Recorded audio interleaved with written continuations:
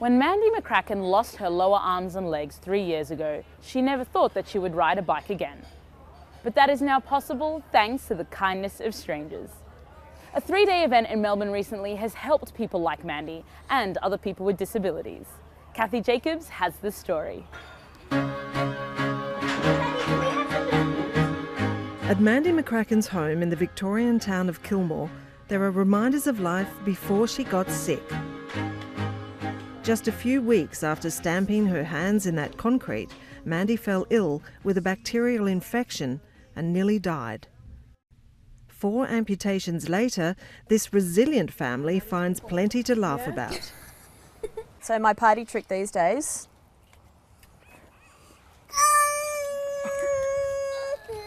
show and tell, you can't beat that one. Was it Mum's got Darth Vader hands and pirate legs? Oh, what about the rustic pottery one? Rod McCracken left his teaching job to become her full-time carer. I get to spend my days with my wife. It's full on, like we do lots of things, but we get to do it together, and that's, I find, equally rewarding. What makes a disability, I don't know. I think the disability is more here. Yeah. Yes, I should be able to ride a bike, of course I can. I just haven't found the bike at the moment that will let me do that, so that's the disability, is the bike. Enter a team of experts who volunteered to build that bike. They're taking part in a 72-hour event inspired by an idea that began in Israel. Tikkun Olam is Hebrew and it means repairing the world. We're a global non-profit movement that brings together people who live with disabilities and makers, technology experts. Mandy's bike is one of 10 challenges to be solved during the Tom Makeathon. It's everything from students of engineering, computer programming, industrial design, graphic design. When you have all those different mindsets coming together and working on the same challenge, it's really magical. So we can make you go fast. Well, I have no idea how we're going to do it, but I figured that if a bunch of engineers get together, we'll either create something wonderful or something chaotic. As the makers set out to turn ideas into reality, Paralympian cyclist Richard Coleman drops by. Apparently this bike, they're going to get me up to 25 k's an hour. Wow. That's with an engine included. I'm sure the engine isn't allowed in the Paralympics. Wow. Can you hide it? Oh, I'm sure I could. Yeah, why not? But it's all about getting out there on the go and having a go with and seeing what you want to ride and having fun. Yeah. By the end of day 1, Team Recycle has moved into the workshop. There's nothing graceful about this. I can't get on a recumbent, it's too low. I have to have my little legs at a certain angle. I want it to look like a regular bike because I just want to look regular. So we'll shorten the cranks. How much did we say, Will? 20 mil. 20 mil. We need to cut 20 mil out of the middle. Okay. Lunch. Come this way. We're up to lunchtime day 2, and so my team's broken up into the guys in the workshop building the actual bike itself. We've realised that basically this is too long for her. So what she's doing is reaching too far at the bottom of the pedal stroke, and then when she comes up she's too cramped up. Ooh. Have a look. What do we got? 25 mil crank. 125 mil? Yeah, up shop. Really? And then we've got a crew of people doing the electronics for the motor. So they've taken a drill, just a regular drill, and pulled it apart, and they're going to use that as a motor for my bike. What we can do is we can kind of push something like that forward and back as it twists around. All right, I've left my other arm. Yeah, I figured that. That's okay. Day 3, a last-minute frenzy before the judging deadline. These guys have been incredible. They've worked so hard. They were up to 1 o'clock last night, and I think they've done a brilliant job. Absolutely brilliant job.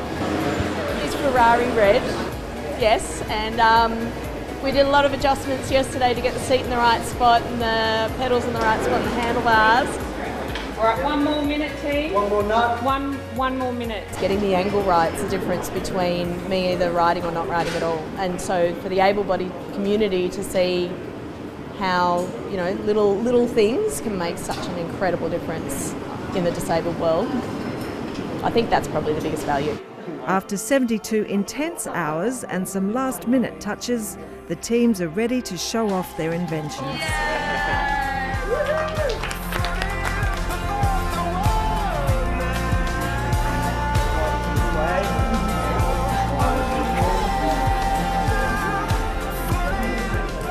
unable to bend her leg fully. So we've had to move the pedals forward on this bike and put a very short throw on the crankshaft for them.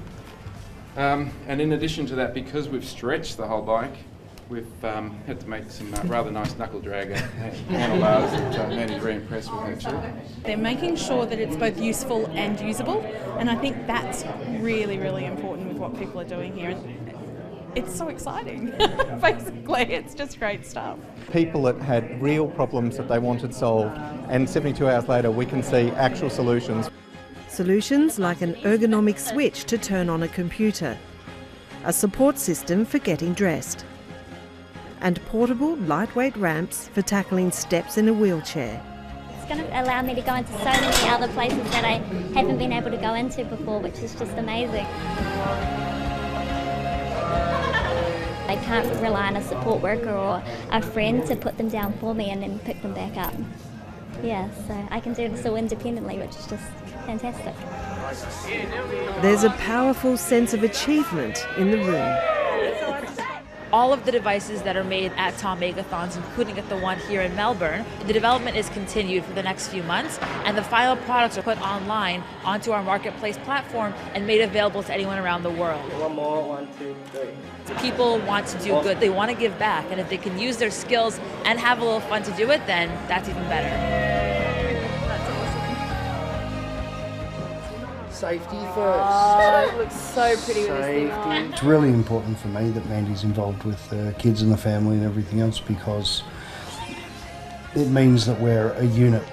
I've never been one that sits back and watches life go on around me. I'm going to be in it and doing it.